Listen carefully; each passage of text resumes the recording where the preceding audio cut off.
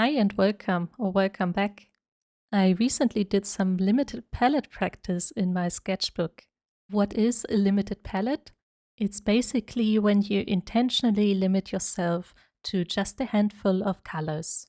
In this case, I painted a piece only using 2 colors and a second one using only 3 colors.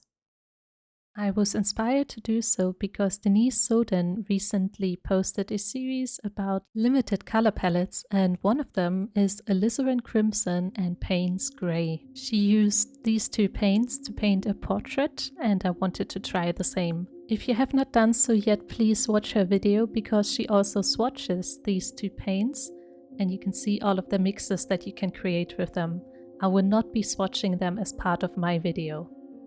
After watching her video, I immediately knew what I wanted to paint. I had recently completed a video game called Mirror's Edge Catalyst, which is a reboot of an earlier video game called Mirror's Edge, and it features a lot of lighting with crimson, red, and bluish tones, so I figured that this would be perfect. I wanted to paint the main character called Faith, and I used this screenshot here by Steam user Kushka in order to draw her face. And I also found a screenshot by the Steam user Demon Blade Husky, which really helped me to have a roadmap for where I should put my red and where I should put my bluish gray paint.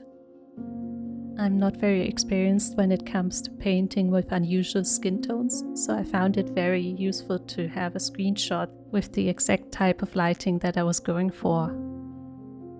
I also found this screenshot by Steam user Dexter, and I loved it so much that I also wanted to paint it, but I did add a third color, I believe phthalo blue, for this one because I needed a more intense blue.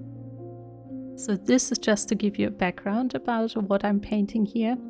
As you can see, I'm painting her face on the right side, and on the left side we have a zoomed in version of the screenshot of Faith standing in a hallway. I'm painting in my Etchr sketchbook. This one here is the Signature Series from 2021 and it's hot pressed paper. They're using Fabriano Artistico paper for this.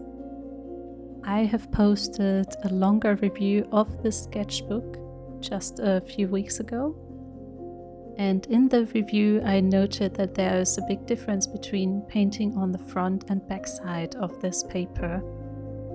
My paintings on the front side went very well, and on the back side it just felt like a struggle. Now both of these, the portrait on the right side and the hallway painting on the left side, are in fact on the back sides of this paper.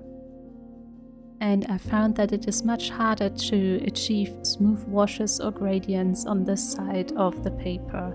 I also ended up with a lot of blooms that I didn't really want. The back side is not unusable, and I think the portrait turned out quite well in the end, but it is not quite as controlled as the paintings that I've done on the front sides of this paper. And in particular, when I was painting the hallway scene on the left side, I really noticed how difficult it was to achieve smooth washes. I also felt that the paint dried almost immediately on this paper, and I had a hard time smoothing out edges. You might also notice that the name of the paper, Fabriano Artistico, is indented on the right side here, and I really wanted to test painting over it to see how much this would be obvious in a painting. Luckily, I found that it doesn't bother me that much, because this is in fact indented on 6 pages in the sketchbook.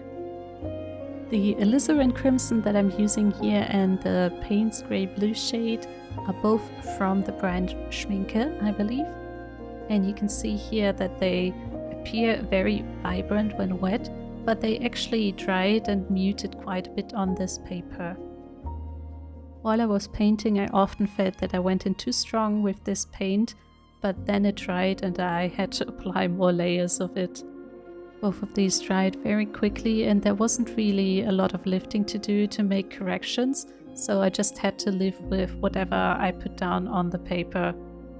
I felt that I had made her hair too poofy on one of the sides, so I went over it with white paint.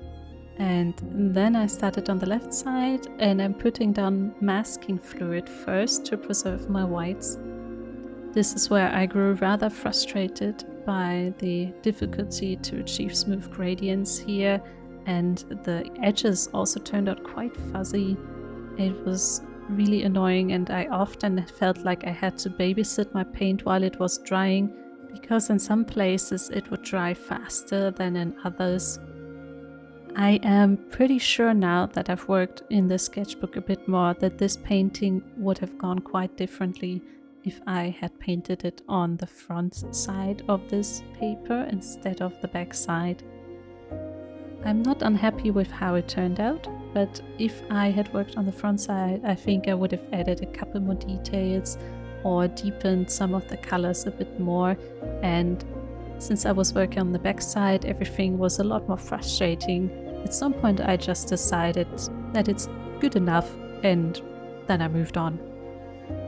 But these two paintings certainly taught me a lot about this paper and what kind of techniques I can use on it. I probably won't be using the back sides for any detailed portraits anymore, but as I mentioned in my longer review video for the sketchbook, I had quite a bit of success using water-soluble pencils on the back side of this paper, so I might just be using those in the future. I really enjoyed this practice overall. I was quite surprised by the range of colors that I could mix, and they don't even look that unnatural to me as skin tones. I think in total I spent around 4.5 hours on these two paintings. After I finished them, my next project was to develop a dedicated watercolor palette for portrait painting and for more realistic skin tones, and I did include the Payne's Grey Blue shade in it. I'm looking forward to sharing this with you in a future video. Thank you for watching, thank you for your time, and see you in the next one. Bye!